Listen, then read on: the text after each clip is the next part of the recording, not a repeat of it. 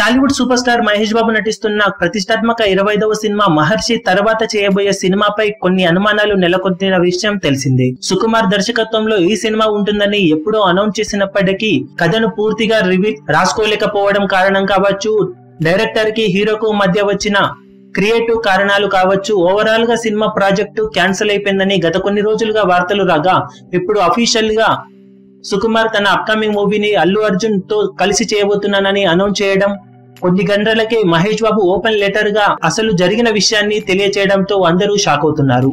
Creative differences కారణంగా సుకుమార్ తో తాను చేయబోయే సినిమా క్యాన్సిల్ అయిందని, తన కెరీర్ లో వన్ నేనొక్కడినే ఎప్పటికీ కల్ట్ క్లాసిక్ గా నిలిచిపోతుందని, సుకుమార్ తన అప్కమింగ్ మూవీకి all the best తెలియజేస్తున్నానని Mahesh Babu చెప్పడంతో, కెరీర్ లో ఇప్పటి వరకు ఎన్నో సినిమాలు క్యాన్సిల్ అయినా ఒక్కసారి కూడా రెస్పాండ్ కాని మహేష్ బాబు ఇలా ఓపెన్ గా ఇలాంటి ట్వీట్ ని వేయడంతో డైరెక్టర్ కి హీరోకు మధ్య ఏదో జరిగిందని ఇండస్ట్రీలో చెప్పుకుంటున్నారు.